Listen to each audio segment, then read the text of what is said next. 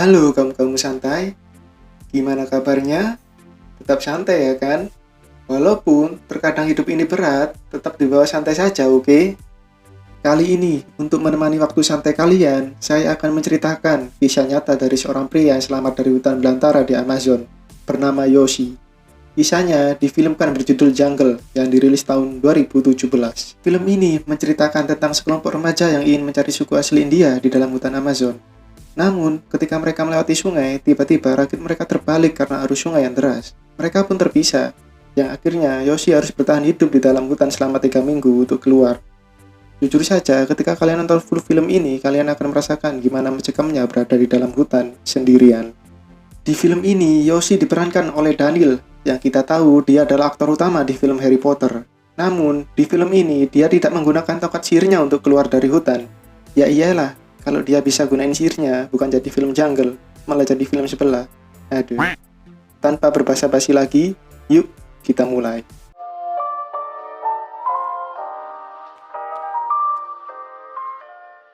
Film dimulai dengan memperlihatkan seorang pemuda bernama Yoshi. Dia adalah seorang petualang yang suka menjelajahi hutan untuk menemukan suku pedalaman. Kini, beliau sedang menuju ke suatu tempat untuk melakukan camping. Saat sedang menyeberang menggunakan perahu, ia melihat perempuan dan terlihat keduanya saling suka pada pandangan pertama.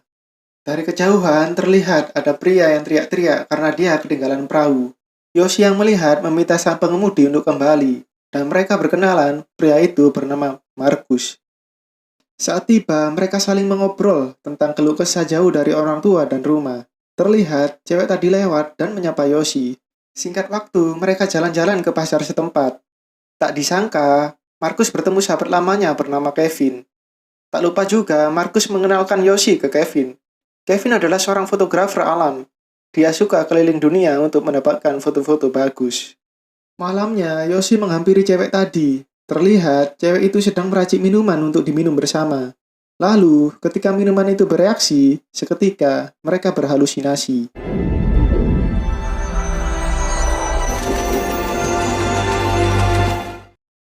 Paginya, sebelum mereka berpisah, Yoshi bercerita kalau ayahnya tidak mendukung dia menjadi seorang yang hidup bebas di alam. Yoshi akhirnya pergi dari rumah. Lalu, mereka bertiga pergi ke kota lain untuk mencari penginapan. Mereka menikmati suasana di situ.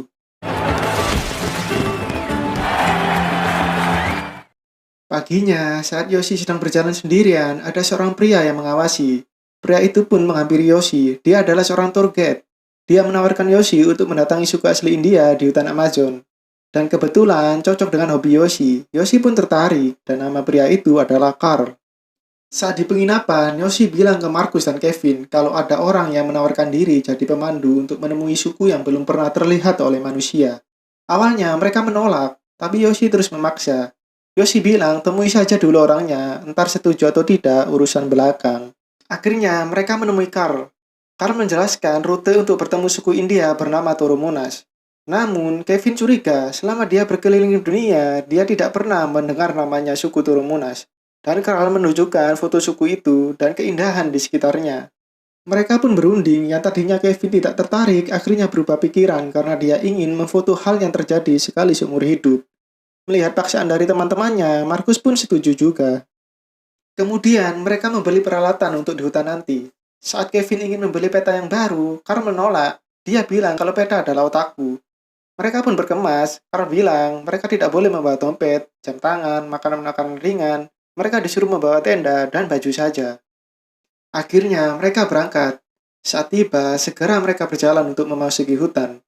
Terlihat hutan yang begitu lebat dan luas. Mereka pun memulai perjalanan. We don't like wild. We don't like.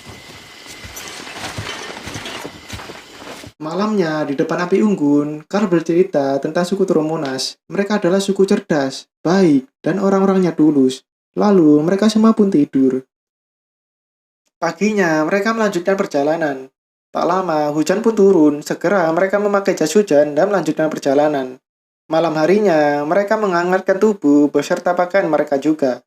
Karena tak ada makanan yang dibawa, mereka cuma membuat kopi yang dibawa oleh Carl. Dan benar saja, esoknya mereka lemas karena belum makan sama sekali. Mereka pun kehilangan Carl. Markus bilang mau berhenti untuk menunggu Carl, tapi Yoshi dan Kevin bilang kita lanjutkan perjalanan saja. Mereka akhirnya berdebat. Saat mereka berdebat, tiba-tiba ada sesuatu yang bergerak.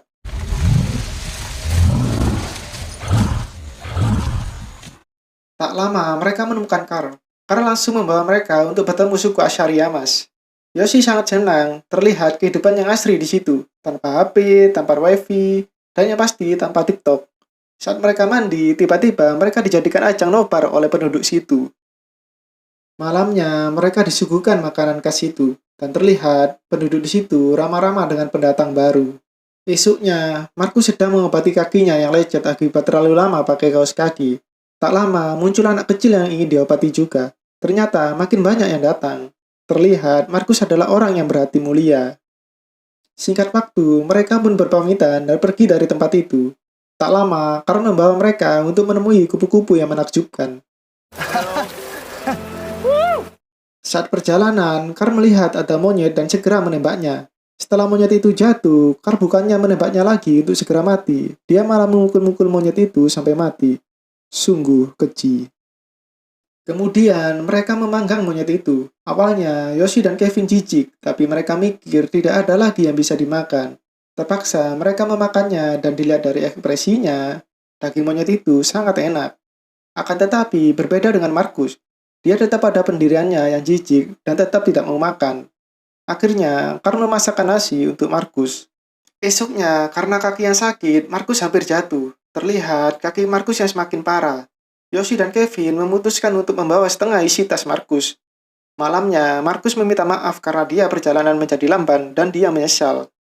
Yoshi bilang tidak apa-apa, santai saja. Markus pun menangis. Paginya, mereka berunding. Karl memutuskan untuk mengajak kembali karena kaki Markus yang parah tidak akan bisa melanjutkan perjalanan. Tapi Yoshi dan Kevin menolaknya karena sayang kalau kembali mereka sudah setengah jalan. Kevin mempunyai rencana untuk membuat rakit. Terlihat kalau tidak setuju dengan ide itu. Namun karena 1 versus 3, Carl pun setuju. Mereka akhirnya bergotong royong membuat rakit. Saat Yoshi memotong kayu, tiba-tiba ada semut api yang menggigitnya. Dan nampak itu sangat sakit. Mereka pun melanjutkan lagi. Akhirnya, rakit pun jadi dan mereka mulai mendayung sambil menikmati tenangnya sungai di situ. Tak lama, arus mulai deras. Mereka hampir jatuh. Carl meminta ke kanan dan Kevin meminta ke kiri. Situasi jadi tidak karuan karena ada perbedaan instruksi. Carl dan Kevin hampir bergelut. Untung saja tidak terjadi apa-apa dan mereka selamat. Namun, Carl marah dan pergi. Kevin menduga kalau Carl tidak bisa berenang. Carl tadi sangat ketakutan sehingga dia tidak bisa tenang dan membaca alur sungai. Singkat waktu, Carl kembali. Dia bilang tidak akan ikut kalau melewati sungai dan akan kembali saja. Yang ingin ikut saya silakan dan yang tidak ingin silakan. Seketika mereka semua galau. Kevin dan Yoshi tetap ingin meneruskan perjalanan untuk menemui suku Toromonas. Tapi mereka kepikiran Markus yang makin lama kakinya semakin parah. Dan Kevin ingin Markus bersama Carl saja untuk segera keluar dari hutan ini. Yoshi pun berbicara ke Markus. Markus sangat menyesal dan meminta maaf. Dan demi untuk tidak membebani temannya, dia rela pulang dan pergi bersama Carl. Terlihat Yoshi sedih karena harus berpisah dengan Markus. Kemudian Carl menjelaskan lokasi yang arus sungainya deras dan berpesan jangan sampai meneruskan karena di sisi-sisinya cuma tebing jadi tidak bisa untuk menepi. Mereka akhirnya berpamitan dan berjanji untuk segera kembali di penginapan. Du hast to make a big meal, huh? Akhirnya Yoshi dan Kevin berangkat. Perjalanan masih aman saja dengan air yang sangat tenang. Kemudian arus sungai pun deras, mereka sekuat tenaga menahan dan membaca situasi sungai. Akhirnya mereka berhasil melewati itu dan Yoshi memutuskan untuk istirahat sejenak. Canyon. What do you think? Tak lama ketika Yoshi sedang tidur, terlihat dari kejauhan arus sungai yang begitu deras. Segera Kevin membangunkan Yoshi dan mereka terus mendayung untuk ke tepian. Namun karena arus terlalu kuat, mereka tidak bisa ke tepian dan akhirnya tersangkut di batu. Terlihat Yoshi begitu ketakutan. Kevin bilang dia akan nekat berenang ke tepian untuk mengambil kayu biar bisa menyeret Yoshi. Yoshi menolak karena dia takut ditinggal. Kevin bilang, "Aku tidak akan meninggalkanmu." Dan akhirnya Kevin melompat. Kevin pun selamat dan segera meminta parang di tas. Ketika Yoshi mau mengambil parangnya, Raki terguling akibat air terlalu kuat, dan Yoshi pun tenggelam.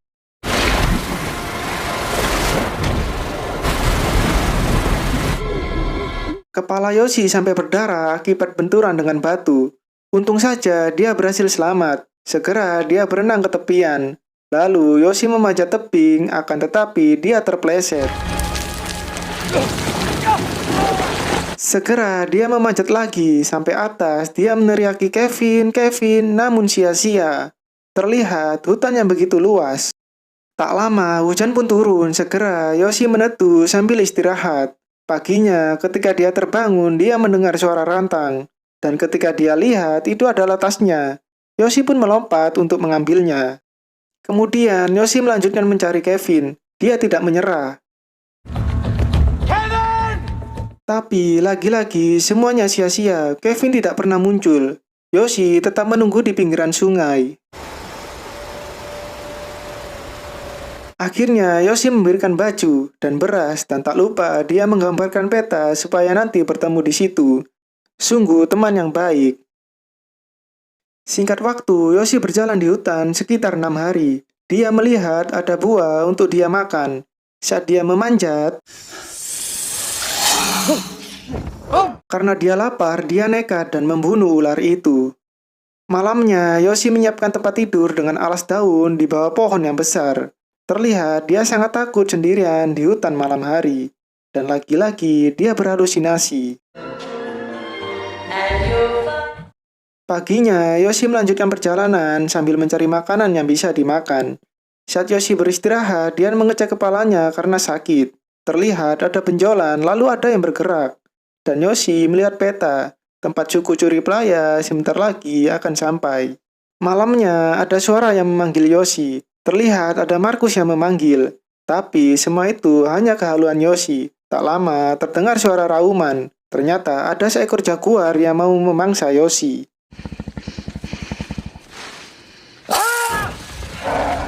Jaguar itu pun kabur. Karena tak tahan dengan sakit di dahinya, Yoshi pun memutuskan untuk mencongkel isi benjolan itu.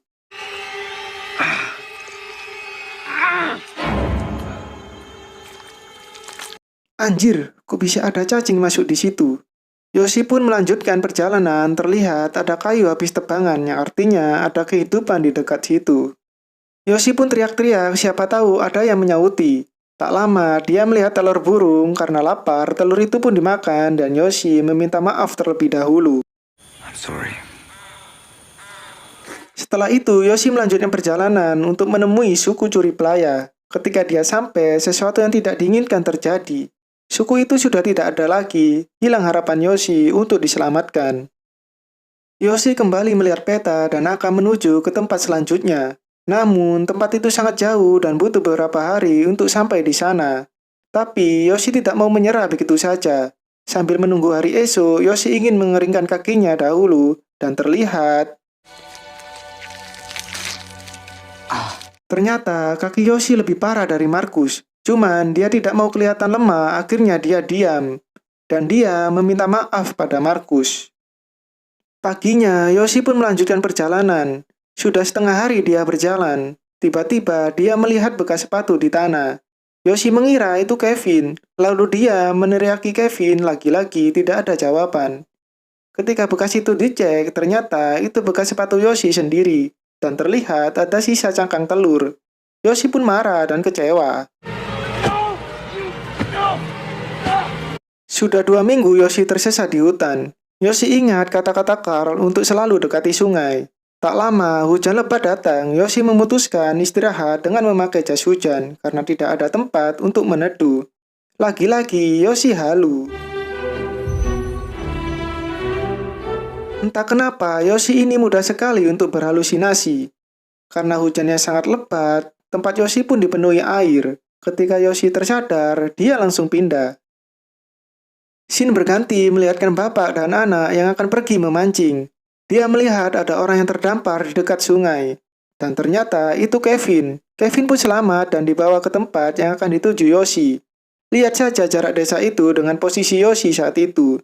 Untuk manusia biasa tidak mungkin bisa berjalan sepanjang itu, apalagi berjalannya di hutan.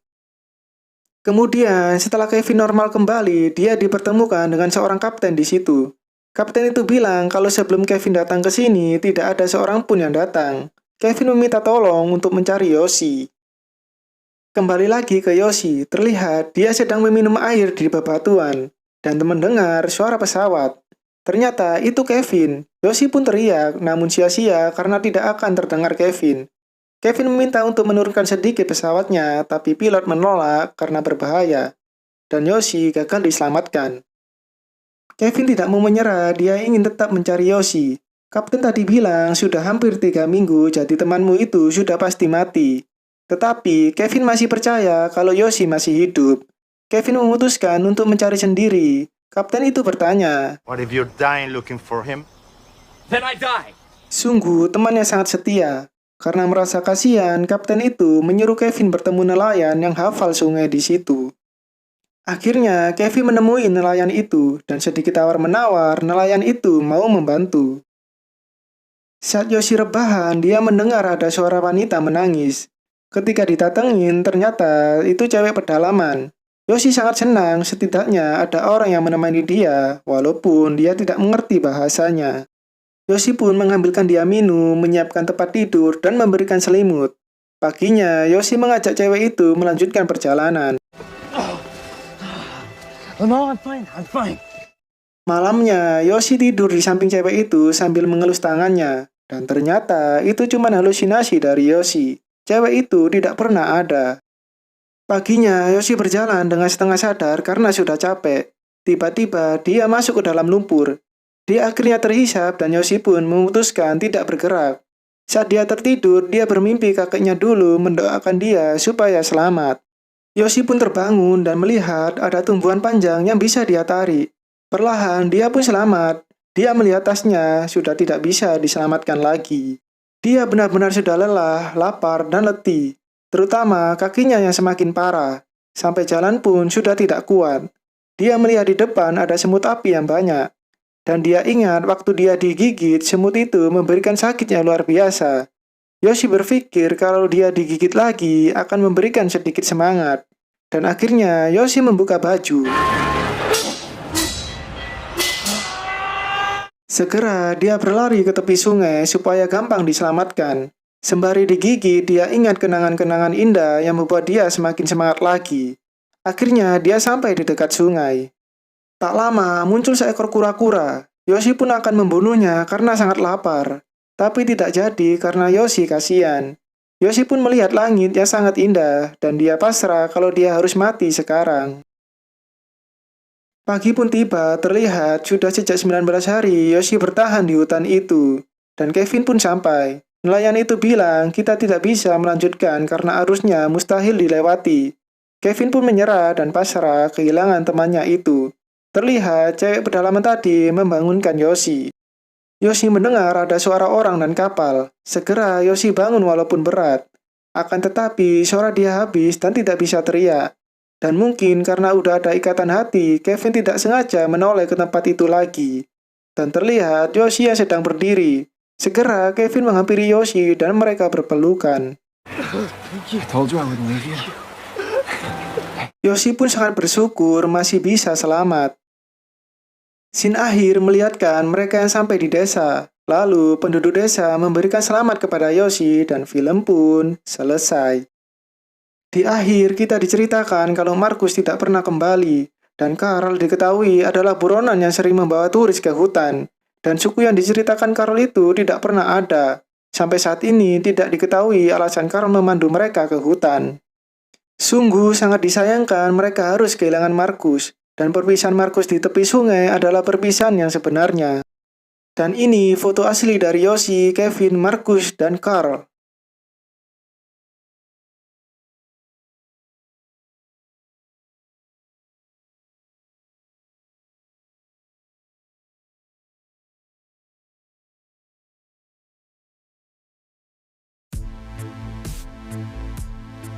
Kesimpulan dari film ini menurut saya adalah lebih baik kita terlambat untuk mencapai tujuan kita karena teman yang sakit, daripada kita tepat waktu tapi kita tidak pernah melihat teman kita lagi. Karena pertemanan sangat penting. Coba saja kalau Kevin tidak peduli dan setia kawan, Yoshi pasti sudah tidak bisa diselamatkan. Oke guys, terima kasih sudah menonton dan saya minta maaf kalau ada salah karena saya adalah manusia biasa. Dan sampai jumpa di video selanjutnya.